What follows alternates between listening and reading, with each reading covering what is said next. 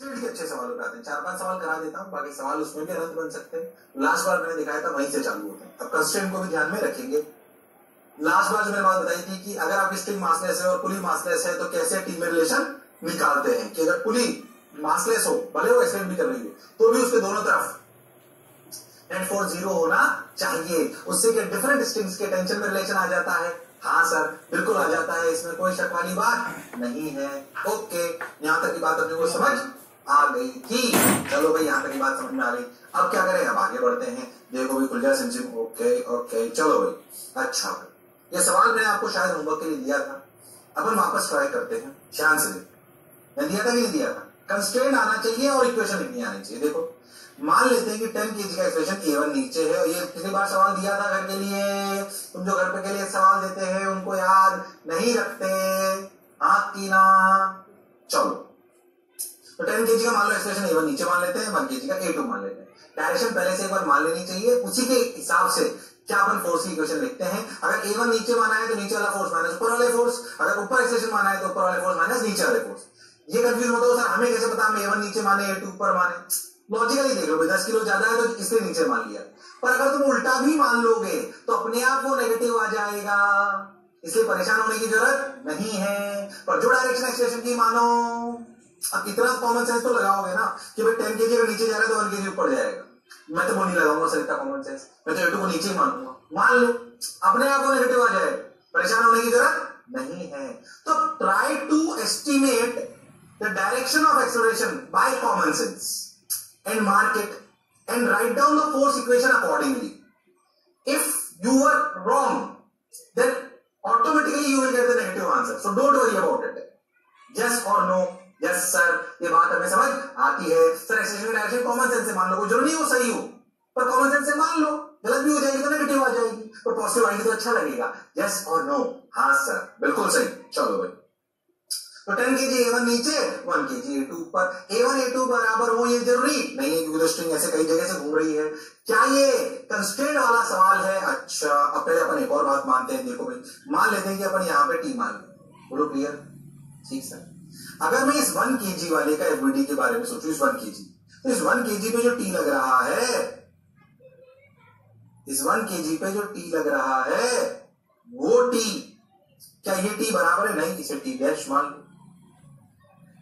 ओहो, इस वाली पुली को देखो, इस वाली पुली पे ऊपर लग रहा है T, नीचे लग रहा है T, तो क्या T डैश की वैल्यू हुई 2T। ये तो मैंने सिखाया था लास्ट पे। हाँ सर, तो यानी जो T डैश क्या लिख रहे हो तुम, उसे क्या लिख लो? 2T direct. हाँ, 1 kg का जब एफबीडी बनाएंगे तो भाई साहब 2T आएगा। यस और नो? Yes sir. तो मैं 10 kg पे देखो, 10 kg पे नीचे क्या लग रहा है? 100, ऊपर क्या लग रहा है? T। एक इक्वेशन 100 माइनस T बराबर, बिल्कुल से 100 माइनस T बराबर 10A1। ओके, पहली इक्वेशन। अच्छा, 1 kg का डायग्राम बनाओ। 1 kg पर नीचे लग रहा है 10, हाँ बिल्कुल सही, और ऊपर लग रहा है 2T और 2T, यानी कि 4T। एक्सेलरेशन माना है ऊपर, यानी कि लिखेंगे 4T माइनस 10 बराबर 1 इंटू A2। बिल्कुल सही, सेकंड इक्वेशन। इन दो इक्वेशन में T वेरिएबल है, A1 A2 वेरिएबल, और इक्वेशन तो दो है। यस और नो? पर वेरिएबल 3 है, तो लॉजिकल बात है कि हमारे पास एक रिलेशन और होना चाहिए। वो एक रिलेशन ही तो कंस्ट्रेंट में पढ़ाया था, अब आपको कंस्ट्रेंट आना चाहिए। इसलिए अब जो सवाल है वो बेसिकली कंस्ट्रेंट के हैं और फोर्सेस की इक्वेशन लिखने के, तो हम सवाल सॉल्व कर पाएंगे। अरे यस और नो? हाँ सर, बात तो आप सही बोलते हो सर। बस अब क्या था, देख सर ने कंस्ट्रेंट रिलेशन कैसे सिखाया था भाई, ऐसे पॉइंट मार्क करो। ओके ओके ओके, याद है कि भूल गए हो? हाँ सर, सिखाया तो था सर, भूलने तो नहीं है हम, याद तो आ रहा है सर।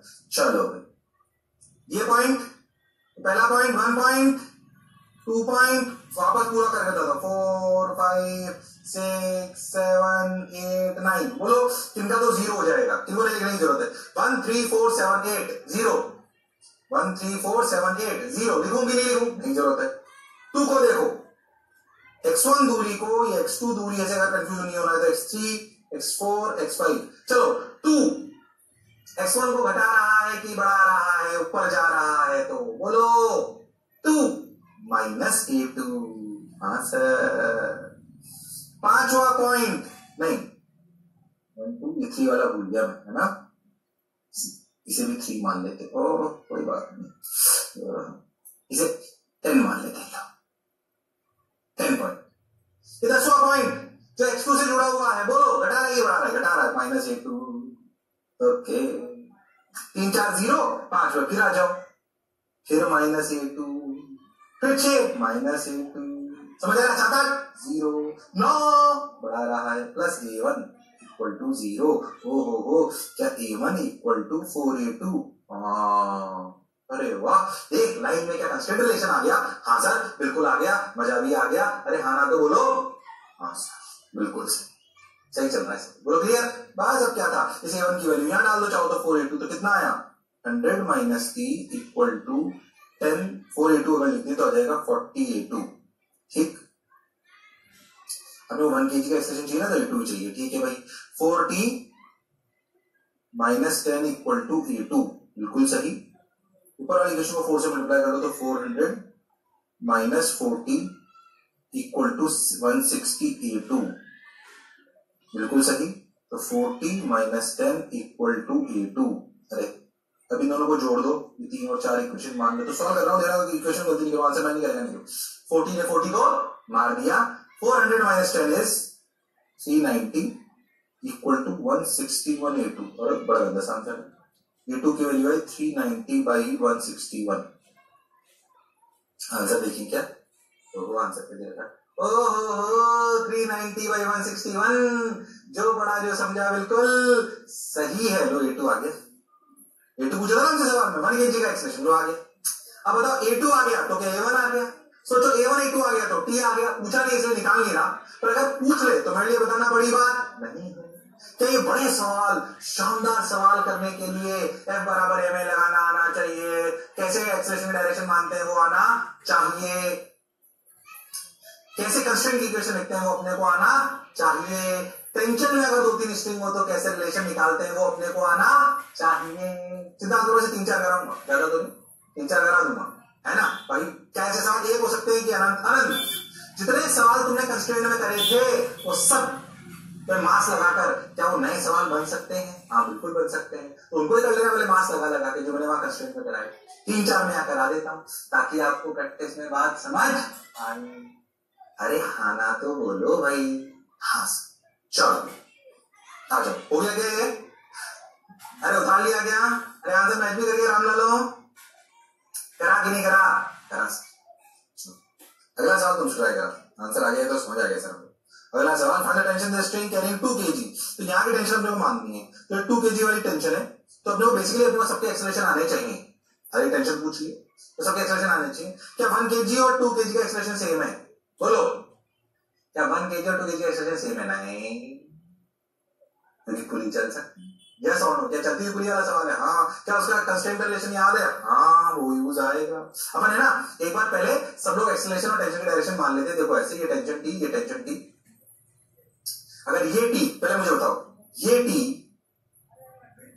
तो ये कितना ऊपर वाला 2t बताओ क्यों क्योंकि अगर इस पुली को ध्यान से देखें तो ये टी तो ऊपर वाली स्ट्रिंग में टेंशन कितना हुआ 2t क्योंकि नेट फोर्स ऑन अ पुली अगर एक्सेलरेट भी कर रही हो तब भी 0 होना चाहिए ओके चलो 10 kg का एक्सप्रेशन a1 नीचे मान लेते हैं 1 kg का a2 ऊपर मान लेते हैं 2 kg का a3 नीचे मान लेते हैं तू बोले सर मेरे को तो नहीं पता मैं तो कहीं और मानूंगा मान ले हमें कोई दिक्कत नहीं हमने ग्राउंड फ्रेम से माने कहां से माने हैं ग्राउंड फ्रेम से ठीक है तो अपन ने a2 a3 और a1 डायरेक्शन ऐसे मान ली बोलो क्लियर अच्छे से अरे पक्का अरे सोच लो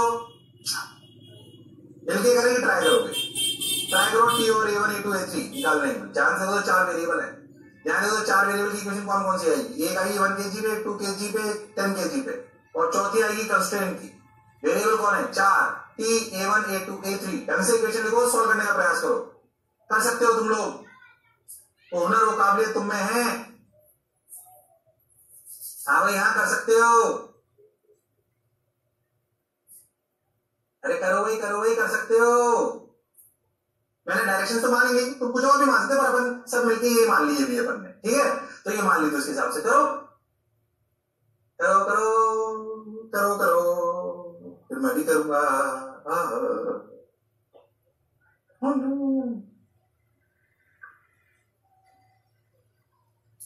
ओड़े जब जब जुल्फे तेरी, ओड़े जब जब जुल्फे तेरी। चलो भाई, अरे हो गया क्या? Final tension the string carrying 2 kg block, ठीक है। चलो अब तो बेसिक से पहली बात, 1 kg पे नीचे कितना लग रहा है 10, 2 kg पे कितना लग रहा है 20, ये t तो ये भी t, 1 kg पे इक्वेशन देखो सबसे पहले, ऊपर एक्सप्रेशन माना है तो t को बड़ा मानेंगे, t minus 10 equal to 1 into a2, पहली इक्वेशन। a3 को नीचे माना है तो 2 kg पे इक्वेशन लिखेंगे, 20 को बड़ा मानेंगे, 20 minus t equal to 2 into a3, okay. 10 kg पे नीचे लग रहा है 100, नीचे एक्सप्रेशन माना है a1, तो 100 minus 2t equal to 10 a1, okay. ये तीसरी इक्वेशन हो। चौथी इक्वेशन ध्यान समझो, अगर 10 kg a1 से नीचे जा रहा है तो क्या पुली भी a1 से ऊपर जा रही है? हाँ, तो क्या expression of pulley is equal to expression of a plus expression of b by 2, क्या ये रिलेशन हम जानते हैं? हाँ सर, ये तो हमने पढ़ा था सर, ये तो कंस्ट्रेंट में पढ़ा था, तो डायरेक्ट लगा सकता हूं, एक पुली 2 ब्लॉक का सिस्टम है सर, ओके। तो एक्सप्रेशन ऑफ पुली क्या हो गया? क्या ये 10 किलो अगर a1 से नीचे आएगा तो ये पुली एक स्ट्रिंग से अटैच है, तो क्या a1 से ऊपर जाएगी, तो एक्सप्रेशन ऑफ पुली हो गया a1, okay, equal to expression of a क्या 1 kg मान लो, तो ऊपर एक्सप्रेशन पॉजिटिव माना तो a2, पर a3 को मैंने नीचे माना तो a2 माइनस a3 बाई 2, तो ये 2a1 equal to a2 minus a3, 2a1 equal to a2 minus a3, सही कर रहा हूं क्या? देखा कैलकुलेशन को एरर नहीं करूं, हाँ सही लग रहा है आंसर, मतलब आंसर क्या सही लग रहा है बिल्कुल, 2a1 equal to a2 minus a3। अब क्या करें, आप सॉल्व करो, आ जाओ। तो 2a1 की वैल्यू फर्स्ट से निकालो, 100 minus 2t by 10, okay, equal two plus a3 लिख लेता हूं, प्लस a3 को इसको ऐसे लिख सकते हैं ना, 2a1 plus a3 equal to a2, हाँ a3 के लिए लिखो, a3 के लिए क्या देखो भाई, 20 minus t by 2, okay, equal to a2, calculation में दिक्कत नहीं कर रहा, t माइनस 10, सही तो लग रहा है सब कुछ, ठीक भाई। अब देखो ये तो 5 हो गया, बिल्कुल सही, एलसीएम ले लो तो कितना हो गया 10, 10, तो इसको मल्टीप्लाई करते हैं 10 2 से, तो 200 माइनस 40 प्लस इसको 5 से, 520 का 100 माइनस 5t, इधर ले जाओ 10 को, गड़बड़ मत करना, वो हो गया क्या था, यहाँ था 200, हाँ ये था ना, हाँ 200 माइनस 40 प्लस 100 इक्वल टू, इधर 10 मल्टीप्लाई कर दो 10t माइनस 100, सही सा तो लग रहा है, कुछ गलती तो नहीं कर रहा हूं मैं, नहीं। अब देखो ये 200 प्लस 100 300, 300 प्लस 100 400 इक्वल टू ये 10t, ये 19t, ओहो, तो मेरा आंसर आ रहा है t equal to 400 by 19 newton. हे भगवान, आंसर मैच करा देना, कैलकुलेशन में गड़बड़ ना हो, बहुत तेरी मैच कर गया, मतलब जो बड़ा जो समझा बिल्कुल सही है, कॉन्सेप्चुअली तो अपन गलती करी नहीं, पर कैलकुलेशन में भी अपन ने कोई गलती नहीं करी, लो आ गया भाई, स्टैंडर्ड प्रोसीजर है ऐसे सॉल्व करने। सोचो क्या मैं ऐसे बहुत सारे सवाल बना सकता हूँ?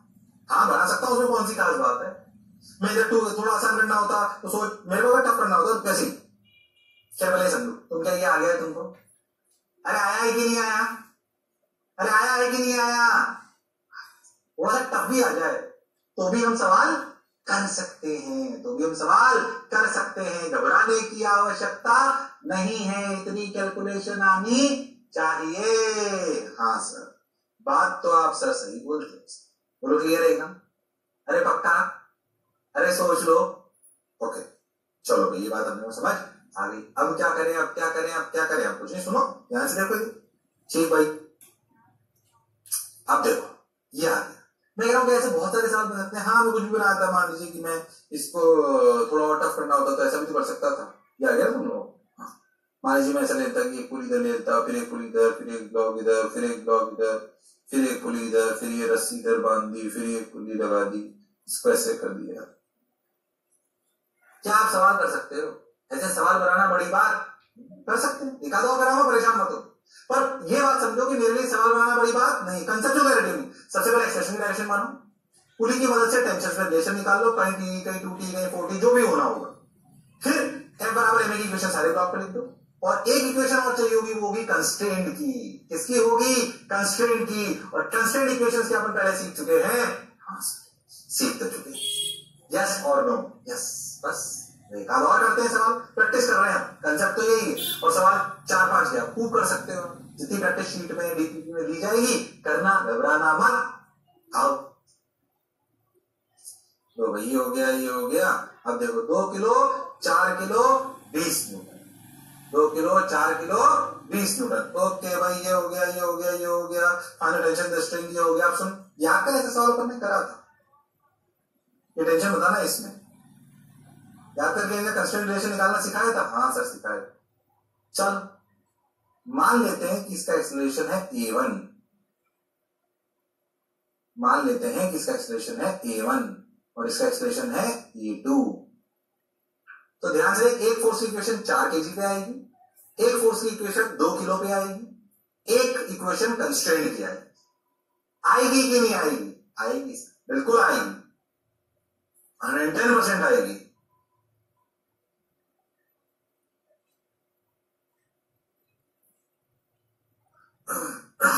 अरे कभी तो आना बोलो भाई। हाँ सर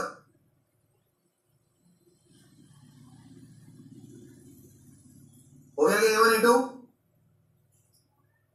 हाँ सर हो गया बिल्कुल। अब ट्राई करो, ट्राई करो। पहले बताओ यहाँ पे TT, तो ये जो जगह है यहाँ पे कितना फोर्स होगा? 2T। समझ में आता है? ये भी कितना होगा? 2T। ये भी कितना होगा? 2T। क्यों? क्योंकि इन पुली पर इधर लग रहा है T, इधर लग रहा है T, तो इधर कितना लगेगा? 2T। चलो करो करो, कर सकते हो तुम लोग। 4 kg की एफबीटी को देखो, 2 kg की एफबीटी को देखो, और कंस्ट्रेंट रिलेशन याद करो, भूलो मत। ये एग्जैक्टली ऐसा सवाल कंस्ट्रेंट पे भी मैं करा चुका हूं। अब मार्क्स लगा दिया और उसमें लगा दिया। अगर तुमने बातें ध्यान से सुनी तो कर सकते हो। करो, 1 मिनट दे रहा हूं पूरा। करो करो करो। अरे आंसर भी बता दिया। चलो आंसर भी बता, 40/70 भागने का प्रयास करो। देखते देखो, बताओ सही है कि गलत है आंसर? बताओ, ट्राई करो, आंसर सही कि गलत है? अरे बताओ बताओ, जिसने की श्रम उसके है नंबर कम।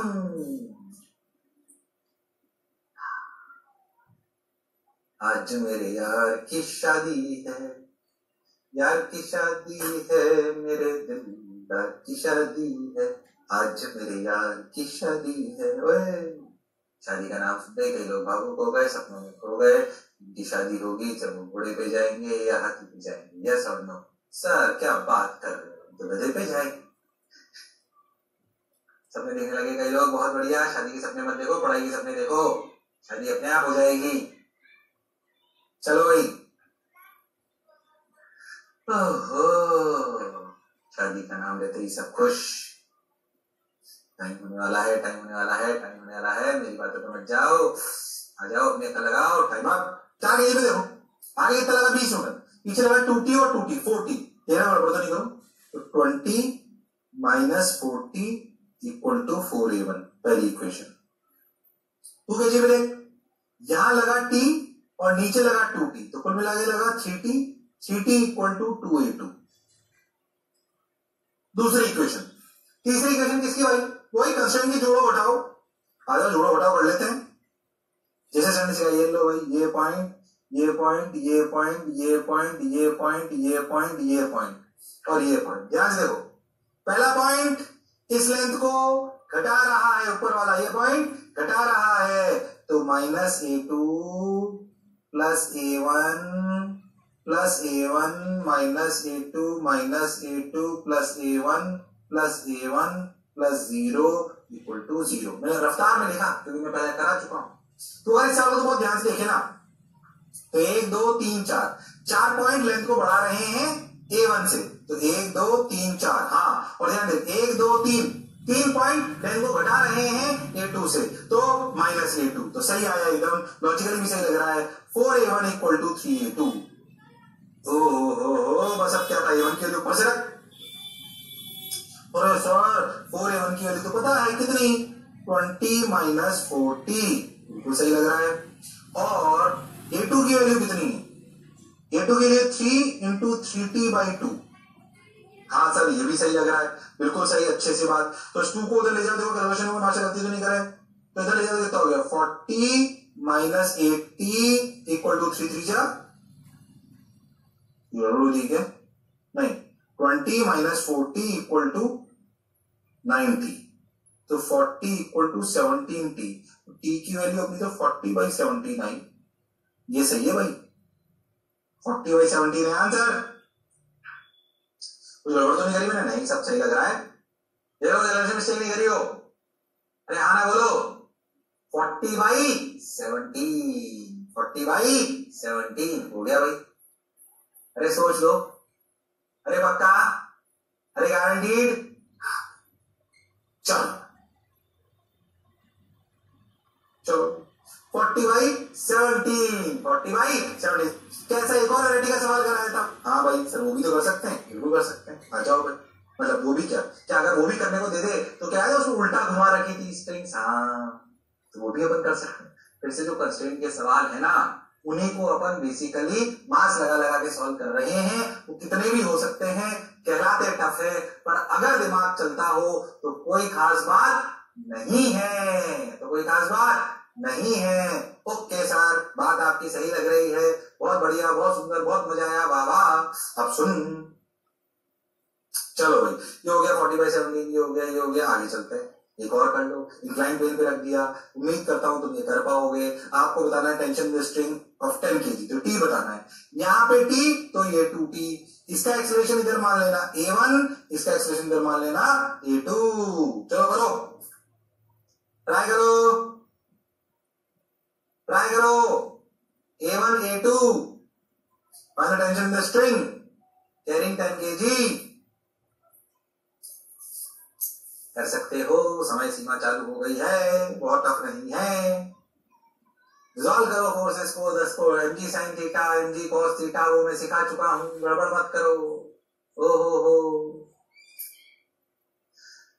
करो करो करो करो करो भाई,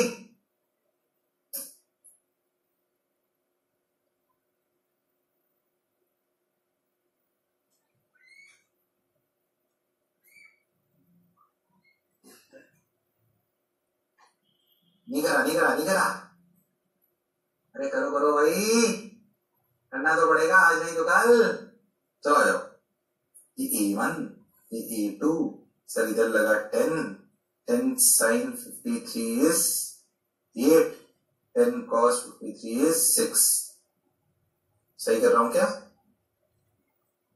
ये एंगल 53 तो ये कितना है, ये 37 है ना, हाँ ठीक है, तो 10 sin 53 is 8 और ये 6, बिल्कुल सही। 10 पे इक्वेशन देखो तो नीचे लग रहा है 100, तो 100 minus t equal to 10a1, 100 minus T equal to 10a1, पहली इक्वेशन। दूसरी equation 2t minus 8 equal to 1a2, okay. तीसरी इक्वेशन बॉक्स वही सिंपल पुली ब्लॉक, अगर अपन इसको a1 नीचे मान रहे हैं और ये a2 इधर है, तो क्या ये a2 नीचे, क्या पुली भी a2 से नीचे आ रही है, क्या पुली वाला फॉर्मूला अगर लगाऊं तो expression of pulley equal to expression of a plus expression of b/2, ध्यान से देखो, तो क्या ये वाला पॉइंट 0 है और एक्सप्रेशन ऑफ पुली को a2 को नीचे अगर पॉजिटिव मान लूं तो सोचो a2 इक्वल टू a1/2, यानी कि a1 equal to 2a2, a1 equal to 2a2, a1 equal to 2a2, हाँ sir a1 equal to 2a2, okay okay okay. अब क्या करें, a1 equal to 2a2, a1 equal to 2a2, ठीक है ये बात अपने समझ में आ गई, बस अब a1 इक्वल टू 2a2 में रिलेशन डाल दो, देखो गड़बड़ तो नहीं हो रही है। तो a1 की वैल्यू 2a2 के बराबर है, तो a1 की वैल्यू कितनी है 100 minus t/10 equal to 2 times a2, a2 की वैल्यू है 2t माइनस 8, ठीक है, बिल्कुल सही। तो 100 माइनस टी इक्वल टू 2 टू जा 4 इंटू 10 40t माइनस 16 यानी कि 160। सही तो लग रहा है। तो 260 by 41 equal to T. Answer match कर रहा है? यस, मैच कर गया।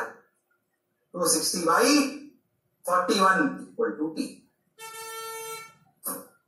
260 बाई 41 इक्वल टू टी। जो पढ़ा जो समझा बिल्कुल सही है। लो भाई, अरे हुआ कि नहीं हुआ? हुआ कि नहीं हुआ? बोल, मैंने 4 सवाल करा दिए। क्या ऐसे बहुत हो सकते हैं? क्या डीपीपी शीट में ही बहुत मिलेंगे? हाँ, आपकी प्रैक्टिस। मेरे को भी डर नहीं लगता। कंस्ट्रेंट वंशन मिला दो, पुली ब्लॉक मिला दो, ये कर दो वो कर दो, मैं बड़ा भी होगा तो भी मैं कर लूंगा। पूल जरूर तो कितना भी कराया जा सकता है। ये आपका कंस्ट्रेंट में अपन ने बहुत बड़े बड़े सवाल भी करे थे।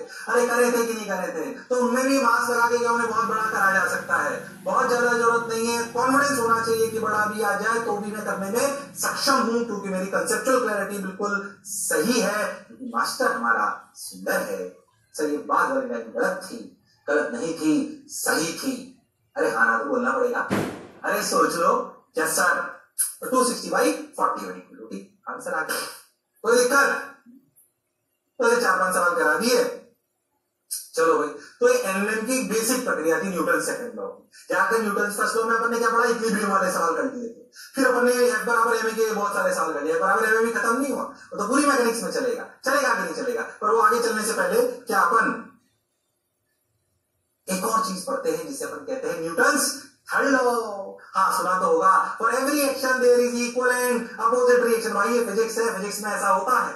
For every action there is equal and opposite reaction. Yes sir, for every action there is equal and opposite reaction. बिल्कुल सही सर, सुना तो है।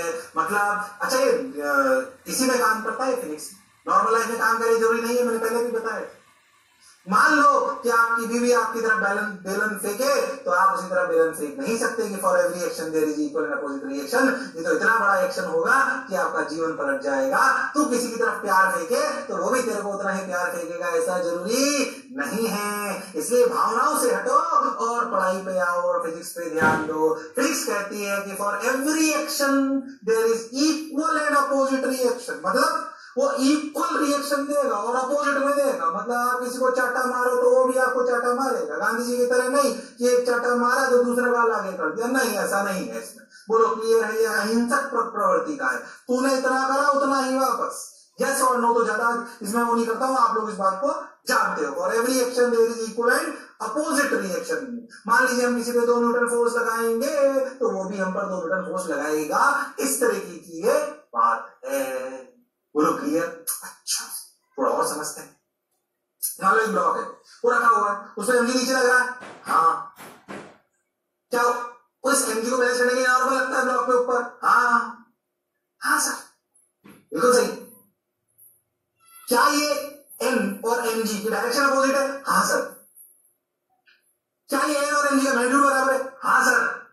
तो for every action there is equal and opposite reaction. इसका मतलब क्या ये नॉर्मल रिएक्शन और ये एमजी क्या एक्शन रिएक्शन पेयर फोर्सेस हैं? एक्शन रिएक्शन पेयर बोलते हैं उनको। जब हम किसी पे फोर्स लगाएं और वो हम पे लगाएं तो इनका दोनों का कंबाइंड को बोलते हैं एक्शन रिएक्शन पेयर।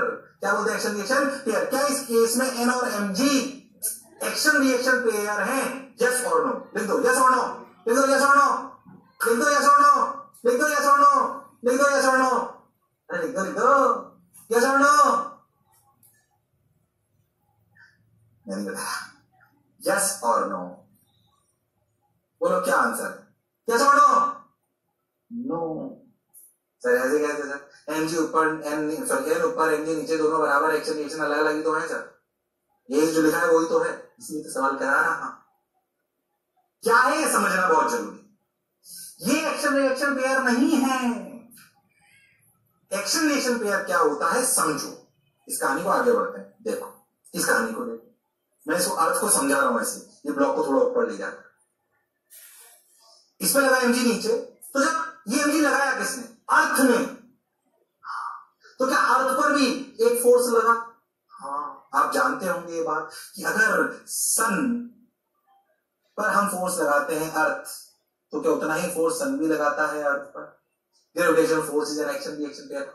तो अगर ब्लॉक को अर्थ ने एमजी से खींचा, तो क्या ब्लॉक ने भी अर्थ को एमजी से खींचा? हालांकि अर्थ इतनी बड़ी है कि उस एमजी से उसको कोई खास फर्क नहीं पड़ा, अपने ब्लॉक को तो पड़ा।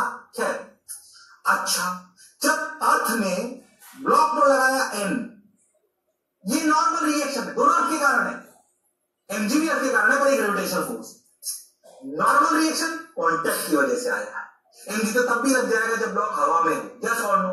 कॉन्टैक्ट फोर्स जब अर्थ के टच में आ गए तो ये नॉर्मल रिएक्शन जनरेट हुआ। याद कर, नॉर्मल रिएक्शन इलेक्ट्रोमैग्नेटिक फोर्स था, याद कर, भूल गया तो टेंशन और नॉर्मल रिएक्शन याद है। सोच, धरती ने नॉर्मल रिएक्शन लगाया किधर? ऊपर। किधर लगाया?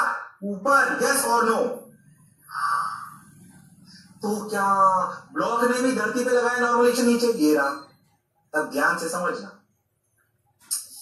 ये वाला mg और ये वाला mg, अच्छे समझना, ये वाला mg और ये वाला mg 1 और 2 एक्शन रिएक्शन पेयर है एंड 3 और 4 एक्शन रिएक्शन पेयर। नहीं आई बात समझ?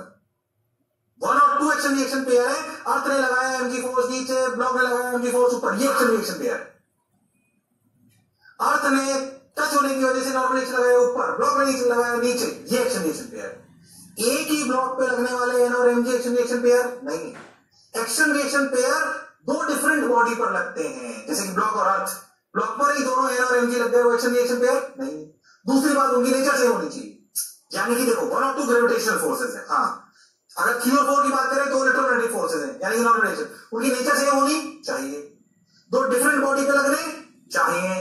हाँ सर, बात तो सही लग रही है। ये are not action reaction pair forces, are action reaction pair forces and are reaction pair forces, ये ग्रेविटेशनल है और ये याद करो इलेक्ट्रोमैग्नेटिक। कंफ्यूज होने की जरूरत। तो हमने एक बात सीखी कि for every action, Newton law क्या कहता है कि for every action there is equal and opposite reaction, for every action there is equal and opposite reaction. पर वो होने के लिए दो डिफरेंट बॉडी होनी चाहिए, जैसे कि ब्लॉक और अर्थ, यस और नो। ऐसे नहीं ब्लॉक पर ही दोनों लग गए, नहीं, खुद ही में नहीं होगा, दो डिफरेंट बॉडी होनी चाहिए। दोनों अगर ग्रेविटेशन है तो दोनों ग्रेविटेशन होंगे, दोनों इलेक्ट्रोमैग्नेटिक, नेचर सेम होनी चाहिए, अपोजिट डायरेक्शन में होने चाहिए, लिखवाऊंगा भी परेशान मत हो, इक्वल इन मैग्नीट्यूड होने चाहिए। अरे यस और नो, तो इस बात को उतार लो। तो simple, Newton law for every action there is equal and opposite reaction. फिर ये बात उतार लो जो मैंने सवाल लिखा था कि क्या एन और एमजी, सवाल ऐसे लिखना कि ये एन है जो कि एमजी के बराबर एक ब्लॉक रखा हुआ है तो इस पर एमजी लग रहा है, क्या ये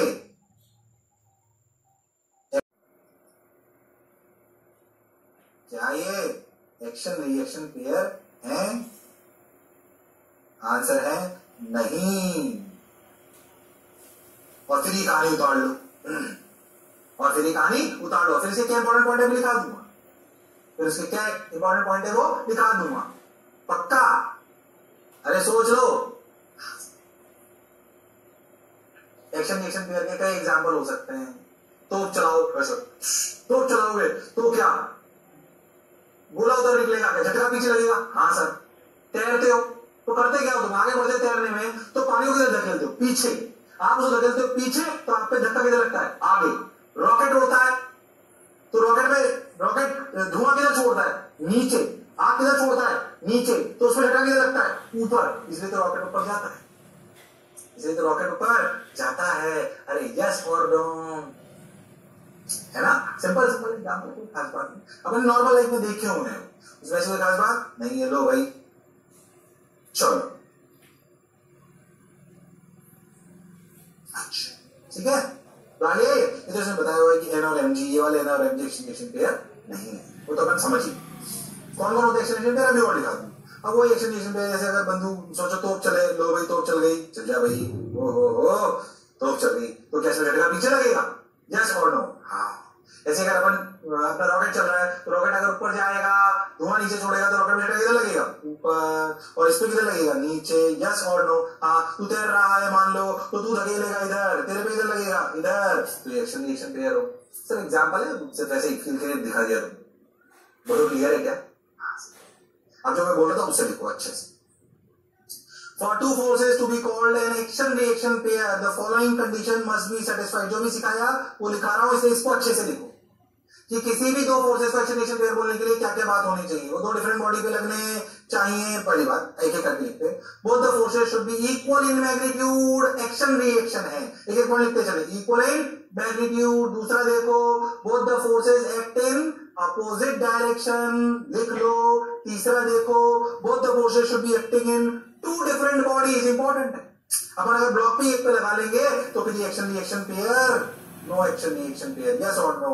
जो अर्थ पे लगा रहा था mg ऊपर, ये दोनों, और जो अर्थ पे ये नॉर्मल लग रहा था, ये दोनों एक्शन रिएक्शन पेयर हैं, ये हम लिख चुके हैं। तो it act on two different bodies, it act on two different bodies, okay, ठीक भाई। और देखो, both the forces should be same in nature, same in nature मतलब देख, इसमें लगा mg, इसमें लगा mg, दोनों या तो ग्रेविटेशन होंगे, दोनों इलेक्ट्रोमैग्नेटिक होंगे, या जो भी हो, but they should be same in nature. अगर कोई फोर्स एक्शन रिएक्शन पेयर है तो उनकी नेचर सेम होनी चाहिए, उनका स्वभाव सेम होना चाहिए। ऐसा नहीं हो सकता कि एक तरफ ग्रेविटेशनल हो और दूसरी तरफ इलेक्ट्रोमैग्नेटिक हो, ऐसा नहीं होगा। इसलिए अपने को ये सारे पॉइंट याद होने चाहिए, लर्न, और ये लिख लो, ये लिख लो, इसमें गड़बड़ मत करना। अरे लिख लो इसको, लिख लिया क्या? अरे पक्का, मैं पानी पी लूं क्या? हाँ सर पी लो।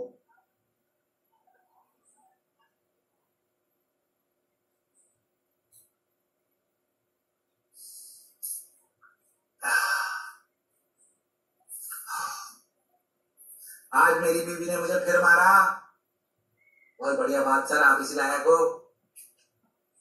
क्या तुम्हें वास्तविकता में लगता है मेरी बीवी मेरी पिटाई लगाती होगी? अरे सोच लो, पक्का लगाती होगी सर, आपकी हरकतें देखते तो ऐसे लगता है मेरी बीवी सही में मेरी पिटाई लगाती है। चलो बीवी की बात नहीं करेंगे, बीवी की बुराई करना अच्छी बात। चलो हाँ, कंट्रोल कंट्रोल कंट्रोल, आ जाओ बैक टू स्टडीज। ओके, तो हमने लिख लिया, बोलो लिखा कि नहीं लिखा? लिख लिया। चलो भाई, अब देख जो हमने पढ़ा उसी को थोड़ा और आगे समझते हैं, देखो ध्यान से। फिर अच्छा, अब एक चीज और देखो, क्या ध्यान से समझे।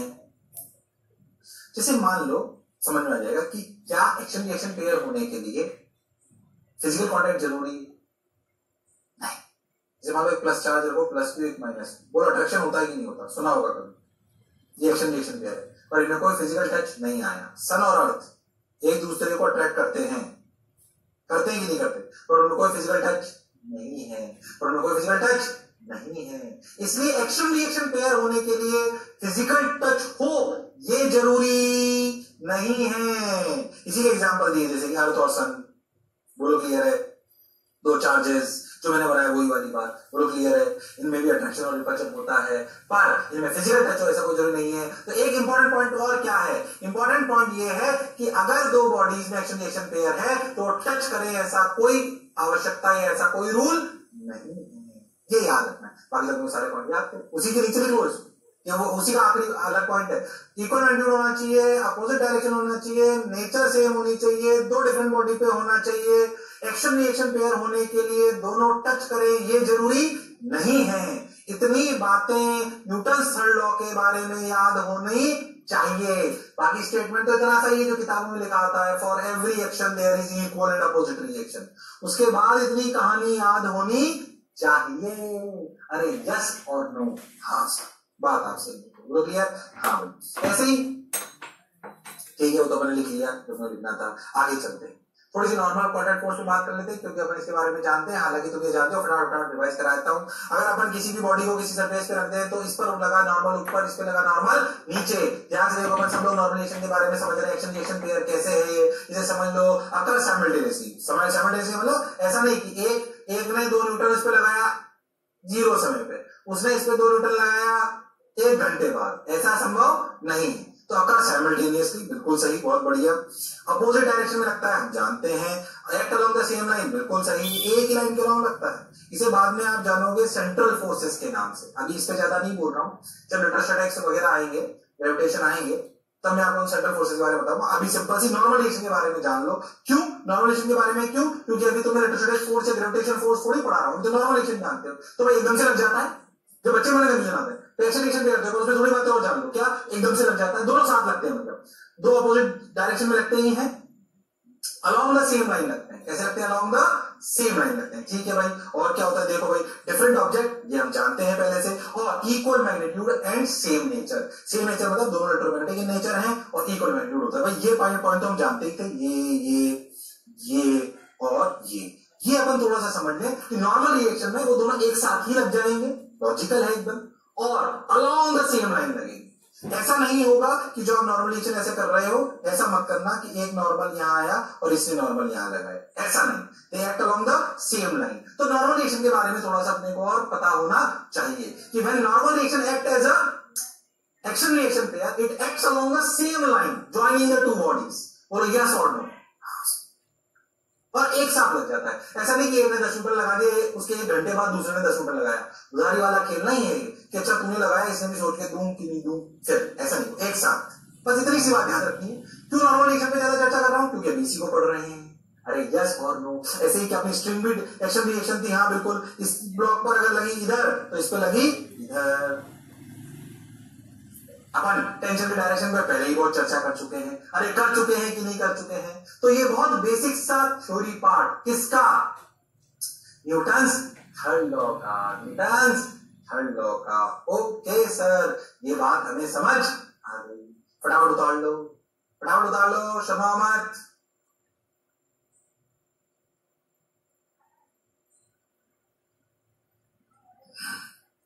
फटाफट उतार लो राम लालो, राम लालो, श्याम लालो, जल्दी से उतार लो। हो आजकल में ज्यादा मस्ती हो गए होंगे।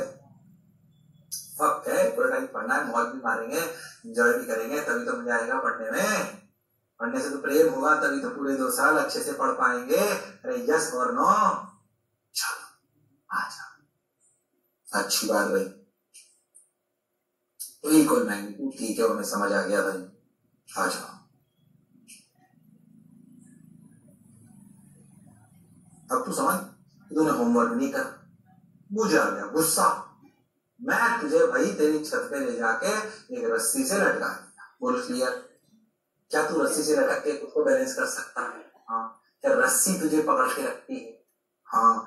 अच्छा, तो क्या रस्सी में टेंशन आता है? हाँ। तो बताओ रस्सी में टेंशन क्या होगा? सवाल बहुत आसान है।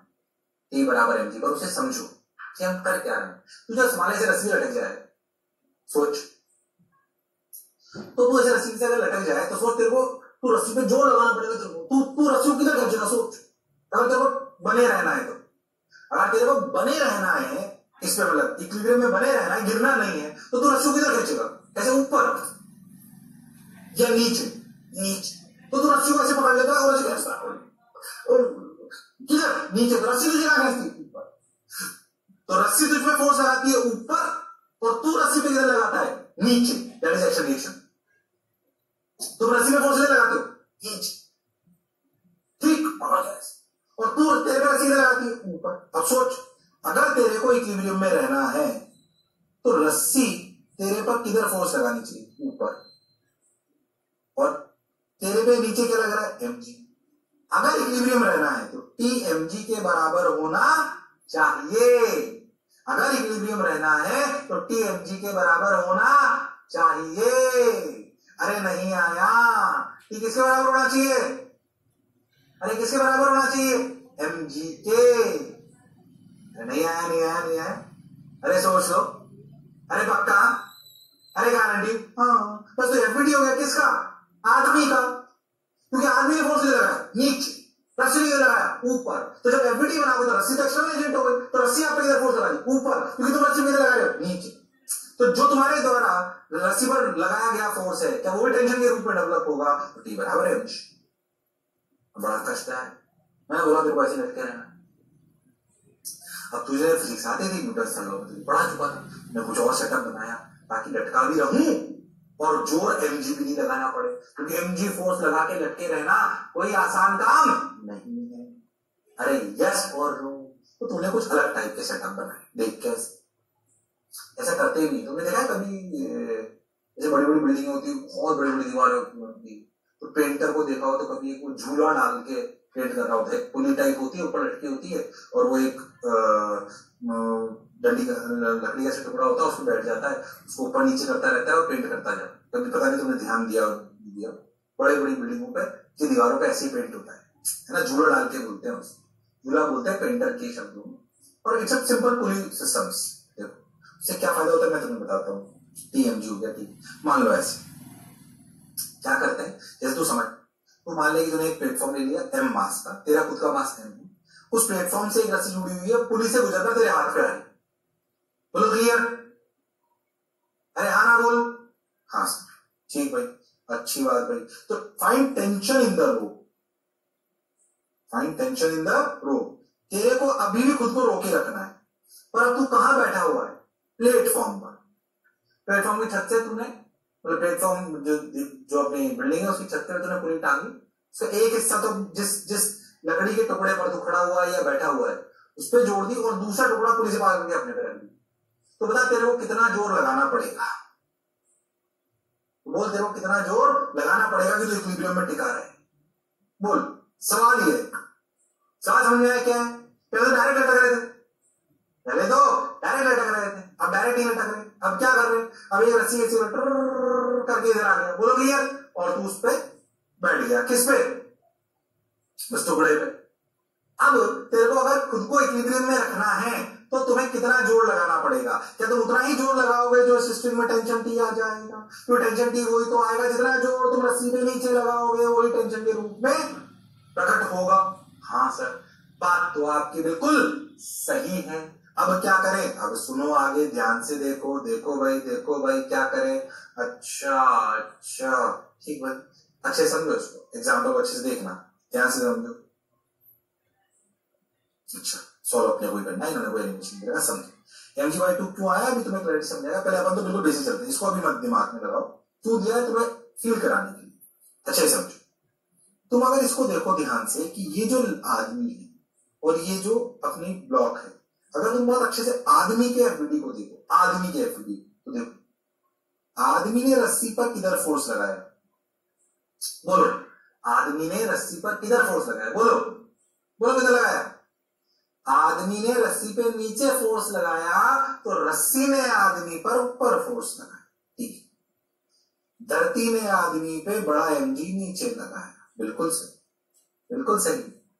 अच्छा, क्या आदमी का एफबीडी अगर बना रहे हैं कि आदमी प्लेटफॉर्म पे खड़ा है, क्या प्लेटफॉर्म आदमी पे नॉर्मल ऊपर लगा है? हाँ सर, बिल्कुल लगाया, ये लो नॉर्मल ऊपर।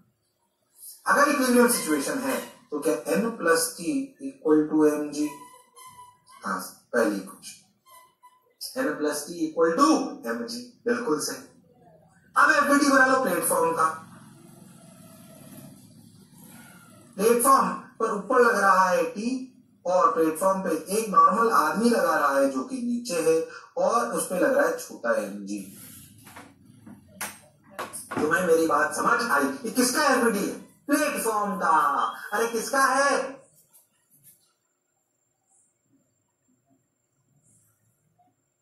प्लेटफॉर्म का। हाँ सर, तो समझो। अब देखो, पहली क्वेश्चन आ गई, दूसरी देखो, T equal to n plus mg, बोलो क्लियर? हमें क्या चाहिए? हमें चाहिए T, तो n की वैल्यू क्या है? mg माइनस टी, तो T इक्वल टू बड़ा mg minus T plus mg, बोलो क्लियर? हाँ सर, बिल्कुल सही। तो T इक्वल टू बड़ा mg प्लस mg/2। तो रियल आंसर तो T का क्या है? Capital M plus m/2 into g, capital M plus m/2 into g. Okay, ठीक है। अब ये क्यों दिया?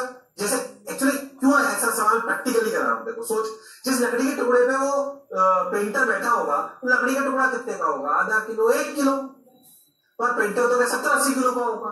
तो अमूमन जिस लकड़ी के टुकड़े पर हम बैठते हैं उस लकड़ी का वजन क्या काफी कम होता है। तो सोच, अगर m छोटा, m काफी छोटा है, तो क्या ये t की वैल्यू अप्रोक्सीमेटली, इस m को उड़ा सकते हैं, तो क्या अप्रोक्सीमेटली mg/2 आ जाएगा? ये इसलिए एहसास कराया कि सोच, पेंटर डायरेक्ट लटकता तो क्या उसको पूरा mg फोर्स लगाना पड़ता, पर अगर वो ऐसा पुली वाला सेटअप ले ले तो सोच उसको फोर्स क्या आधा लगाना पड़ेगा और वो टिक जाएगा।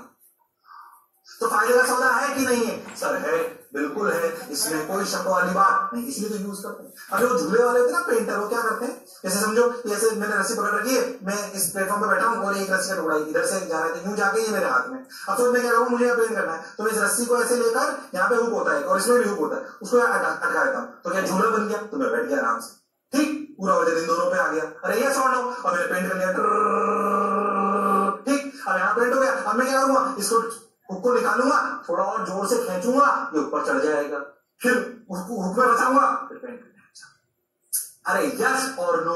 हाँ सर, बिल्कुल सही, ऐसे वो काम करते हैं, और ऊपर नीचे चढ़ने के लिए आधे फोर्स में काम चल जाता है, लगभग। बोलो यस और नो? तो क्या फायदे का सौदा है? तो सोच में तुझे लटकाऊं, होमवर्क नहीं करा है, तो देख एक बच्चा डायरेक्ट लटका था, क्या दूसरा MG/2 में काम चला दिया? अरे यस और नो? बोलो क्या मेरी बात क्लियर है? अरे सोचो, इसलिए जीवन को आसान करना है तो फिजिक्स आनी चाहिए। सर अभी बाद का तो पता नहीं जीवन आसान होगा कि नहीं होगा, अभी तो बहुत कष्ट में है जब सीख रहे हैं। अरे यस और नो? यस मत लीजिए ना, अरे हाँ ठीक है, सब्जेक्ट जोरदार, फिजिक्स के अगेंस्ट कुछ नहीं सुनूंगा, हाँ इससे सुंदर कोई सब्जेक्ट नहीं है। चलो प्रोजेक्ट की लड़ाई में लड़ते हैं, बोलो क्या बात समझ आई? हाँ सर, ये कॉन्सेप्चुअल क्लैरिटी तो है। चलो रिकॉर्ड करते हैं, वो तो आगे approximately. Final tension the rope and the force applied by man on the platform. Weight of man is 80 kg. अब थोड़े सा है ना, आदमी का मास कितना है? 10 किलो, सॉरी 80 किलो, और जो प्लेटफॉर्म है उसका मास है 10 किलो, और आदमी रस्सी को ऐसे खींच रहा है, मान लीजिए झूले वाला ऐसे खींच रहा है कि ये 2 मीटर पर सेकंड से ऊपर जा रहा है। कौन? पूरा सिस्टम। सवाल थोड़ा अच्छा होगा, इक्विलिब्रियम नहीं आया, अब सारा एक्सेलरेशन आ गया। क्या आ गया? एक्सेलरेशन। कोई बुराई वाली बात नहीं, चलो करो, अरे ट्राई कर सकते हो, करो करो भाई करो।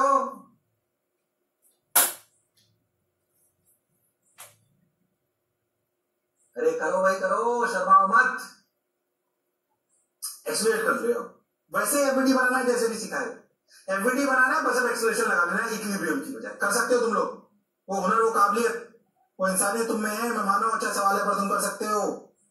अब एफबीटी बनाओ आदमी का और प्लेटफॉर्म का, फिर मैं शॉर्ट ट्रिक भी सिखाऊंगा, इसमें टेंशन मत लो, पर पहले जैसे सिखाया था वैसे करो। एफबीटी बनाओ, किसका? किसका एफबीटी बनाओ? अरे बताओ भाई, किसका एफबीटी बनाओ? एफबीटी बनाओ आदमी का अलग, प्लेटफॉर्म का अलग, और फिर एक्सेलरेशन वाली इक्वेशन लिखो। अभी जो इससे पहले करा था, क्या उसमें इक्विलिब्रियम लाए थे? हाँ, कर सकते हो तुम लोग, फिर मैं शॉर्ट ट्रिक भी सिखाऊंगा, टेंशन मत लो, पर पहले इसको लिखो, करो।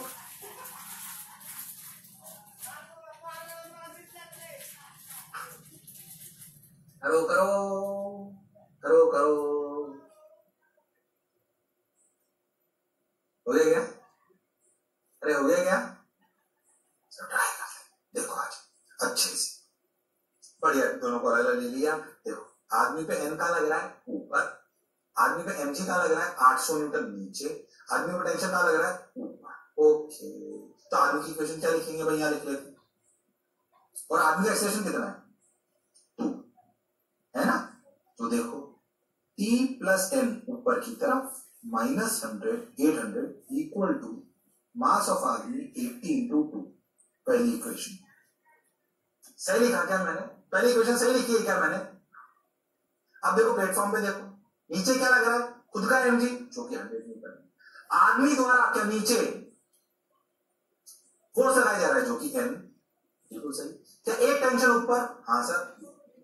क्या इसका भी एक्सेलरेशन सिस्टम का 2 मीटर पर सेकंड स्क्वायर ऊपर है? हाँ सर। तो इसकी इक्वेशन क्या होगी? ऊपर ही लिखेंगे वापस, t minus 100 minus n equal to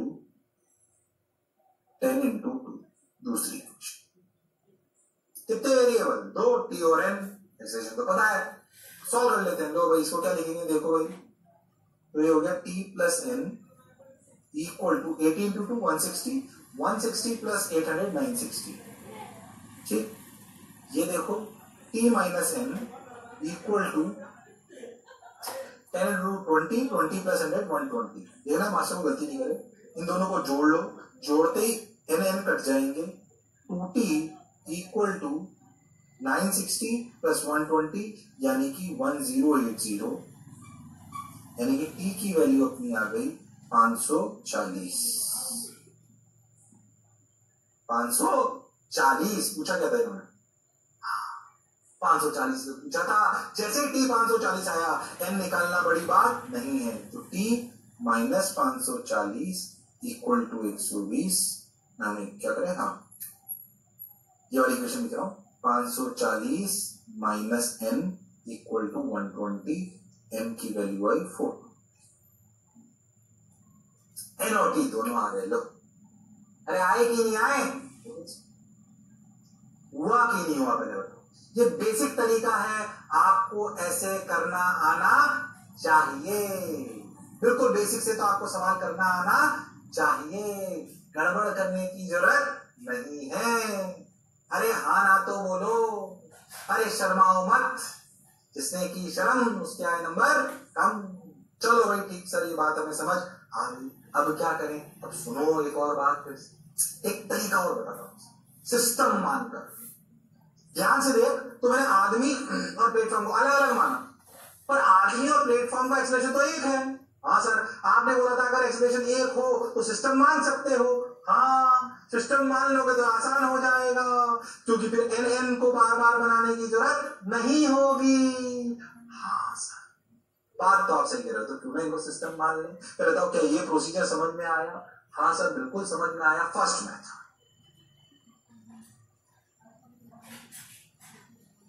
कैसा मेथड? First method. दूसरा ऑल्टरनेट मेथड। दोनों को क्या मान लो? सिस्टम। अगर सिस्टम मान लोगे तो क्या दोनों 2 मीटर पर सेकंड स्क्वायर से जा रहे हैं, पर अब जो आदमी ब्लॉक पे लगा रहा है, जो ब्लॉक आदमी पे लगा रहा है, वो नॉर्मल से कोई लेना देना नहीं। इन दोनों पर मिलकर क्या 800 प्लस 10 क्या 900 नीचे लगेगा? क्या आदमी पर टेंशन और इस पे दोनों पे ध्यान से, इस पे टी है, इस पे टी है, क्या दोनों पे 2t लगेगा? सोच, ये टी किसका? आदमी पर जो लग रहा है, और ये टी किसका? जो प्लेटफॉर्म पे लग रहा है। तो ऊपर लग रहा है 2t, नीचे लग रहा है 900। अरे हाँ सर, आसानी से हो जाएगा सर। अगर ध्यान दो तो यहाँ पे होगा फटाक से, नीचे लगा 900, ऊपर लगा 2t, ध्यान से दिखाई दे रहा होगा टी। क्या सुनो, तो क्या क्वेश्चन लिखेंगे? 2t minus 900 equal to 90 into 2, तो t की वैल्यू कितनी है? 540। एक लाइन में। सर पहले तो इतना लंबा करा था, अब तो एक लाइन में आ गया, इसलिए तो बताया नॉर्मल को बीच में लाने की जरूरत नहीं है, क्योंकि सिस्टम से ही सवाल हो जाएगा। और मैं तो कह रहा हूं नॉर्मल पूछ भी ले तो एक बार अगर t आ गया तो किसी भी एक पर एफबीडी बनाकर क्या n निकाल सकते हैं? हाँ सर निकाल सकते हैं। इसलिए ये सिस्टम से सवाल बहुत आसान हो जाता है, पर अपने को बेसिक आना चाहिए। सिस्टम आगे बल्कि से तो जिससे पिछले जो सवाल था अपने देखिए वाला, जो इक्विलिब्रियम वाला करा था, उसको भी सिस्टम से कर सकता है। तो इस वाले को देख, इसको देख, अगर ये इक्विलिब्रियम में है तो सोच, इसको सिस्टम मान लो। मान लिया, इस पूरे सिस्टम पे नीचे क्या लगेगा? m प्लस एम जी, ऊपर क्या लग रहा है? 2t, तो 2t इक्वल टू इक्विलिब्रियम अगर है m plus M into G, तो t की value m plus M G by 2।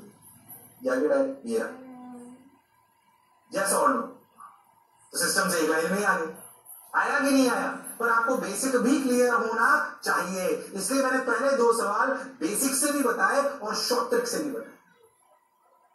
Clarity होनी चाहिए, ताकि कभी आपको अगर वो नॉर्मल रिएक्शन भी पूछ ले तो अपने को पता होना चाहिए। बोलो क्या दोनों तरीकों से समझ आया है? चाहे जनरल से करूं, चाहे शॉर्ट ट्रिक से करूं। अरे यस और नो? हाँ सर आया है, सिस्टम मान के भी आया है, ऐसे भी। अरे पक्का? अरे सोच लो। हाँ सर बिल्कुल सोच लिया, इसमें ज्यादा सोचने वाली जवाब समझ आ गया। अरे पक्का? अरे गारंटीड? चलो एक और करो ऐसा ही बिल्कुल। अब सिस्टम मान के करेंगे, अब सिस्टम मान के करेंगे। आ जाओ ऐसे। ओ दो पूरी ले ली, आदमी दोनों हाथों से पकड़ रखा है, डेटा आपको दे रखा है, डेटा आपके सामने है। चलो भाई सिस्टम मान के करोगे, तुम कर सकते हो ये सवाल। Find the tension in the rope and the force applied by man on the platform, weight of man is 65 kg। बोलो, नीचे जा रहा है सिस्टम 1 मीटर पर सेकंड स्क्वायर से।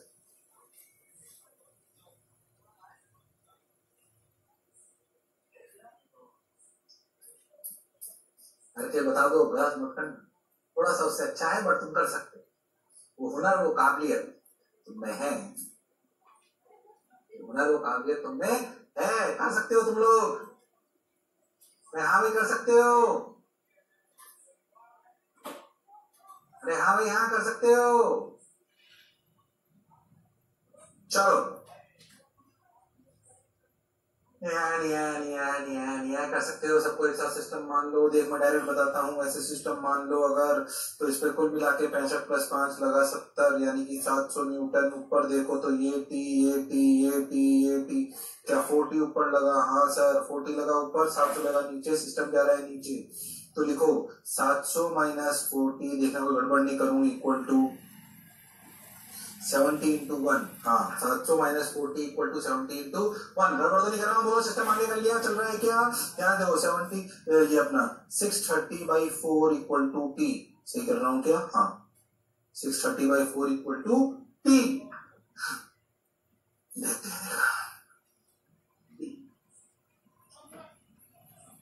630/4 = t। t के लिए 157.55 क्या? देखो 630/4, 2 से काटो तो कितना हो गया? 315/2। 315/2 का मतलब बिल्कुल सही, जो अपन ने करा बिल्कुल सही, 157.5 आंसर। जैसे ही टी आ गया, नॉर्मलाइजेशन निकालना बड़ी बात नहीं है। कैसे? देखो ध्यान से देखो इसको बनाओ, किसको बनाओ? प्लेटफॉर्म का एफबीडी। क्या प्लेटफॉर्म का एफबीडी बनाओ तो प्लेटफॉर्म पे दोनों तरफ पे टीटी लग रहा है, टी नीचे लग रहा है उसका खुद का mg जो कि 5 किलो है तो 50 न्यूटन, और आदमी द्वारा n नॉर्मल नीचे, और एक्सप्रेशन किधर है? नीचे। तो इक्वेशन क्या लिखेंगे? n + 50 - 2t = 5 × 1। बोलो क्लियर है क्या? और 2t की वैल्यू क्या है? 2t की वैल्यू है 315, 157.5 है ना, 315। n + 50 - 315 = सही कर रहा हूँ ना, 5। हाँ तो ठीक है, n की वैल्यू आ गई 270 आई क्या? हाँ सही कर लेंगे अपन। 315 में से 5 लो, 320 में 50 गया, 370, 270 बिल्कुल सही है ना। इसे सिस्टम मानते ही सवाल आसान हो जाता है। सिस्टम मानते ही सवाल, अब कभी आदमी नहीं होगा तो बंदर चढ़ा देंगे, कभी ये कर देंगे, कभी बंदर की पूंछ पर लटका देंगे, बहुत सारे सवाल ऐसे आते हैं। ऐसे बहुत सारे सवाल आपको दिखेंगे, आप HCF वगैरह करते हो उसमें भी आपको दिखाई देंगे, डीपीपी शीट में भी आपको दिखाई देंगे, हर जगह। जैसे ऐसे ऐसे ऐसे बंदर लटका देंगे, उसको पूरी पे इसको रस्सी पे लटका देंगे, फिर इस बंदर की पूंछ से और बंदर लटका देंगे। अरे आएंगे वो सवाल, परेशान नहीं, पूंछ से लटकाओ, रस्सी से लटकाओ, बात तो एक ही है। अरे है कि नहीं? अरे यस और नो? इसमें कुछ ब्रेकिंग स्ट्रेंथ वाले सवाल भी आते हैं, डीपीपी और शीट में आपको मिलेंगे, ठीक है। ब्रेकिंग स्ट्रेंथ वाले सवाल कुछ अलग टाइप के होंगे कि अच्छा भाई मैं उससे प्रिंट दे रहा हूँ करके, ऐसे ये रस्सी में सवाल आते हैं ऐसे ब्रेकिंग स्ट्रेंथ वाले हैं। तो क्या बात क्लियर है एकदम? किस तरीके की आते हैं ध्यान समझो। जैसे मान लो मैं आपको बोलूं कि समझना अच्छे से, मान लो कि रस्सी, इसमें एक आदमी लटका हुआ है ऐसे, इसको खुद को इक्विलिब्रियम में, मान लीजिए आदमी 80 किलो, इसको खुद को रोके रखने के लिए रस्सी पर क्या 800 न्यूटन फोर्स नीचे लगाना पड़ेगा, तभी इस पर 800 लगेगा। तो रस्सी की ताकत 800 न्यूटन झेलने की होनी चाहिए। अगर रस्सी की ताकत जो झेलने की है वो 800 से कम है तो क्या टूट जाएगी रस्सी? हाँ। अब मान लो मैं आपसे बोलूं कि इस रस्सी की ताकत 1000 न्यूटन, ताकत, क्या ये आदमी सेफ है? सेफ है सर, मुझे 800 ही लगाना है। सोचिए आदमी एक्सलेट करने लगे ऊपर, चढ़ने लगे ऊपर, तो फोर्स उतना ही लगाएगा 800 या 800 से ज्यादा, 800 से ज्यादा, तभी तो ऊपर चढ़ पाए। क्योंकि आदमी धकेलेगा नीचे तो रस्सी पे लगेगा ऊपर। तो बताओ एमएक्स क्या होगा? अभी कर दो इसको। सवाल समझ में आया? सवाल समझ में आया कि नहीं आया? बता दो। एक रस्सी है जिसकी ताकत 1000 तक झेल सकता हो, उसमें आदमी लगाओ 800 मतलब 80 किलो का, यानी 800।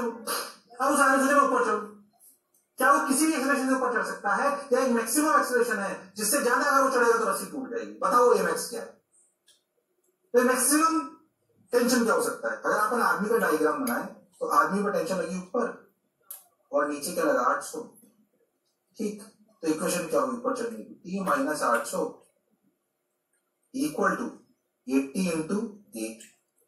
तो ए की वैल्यू क्या आ गई, T minus 800 by A, sorry 80।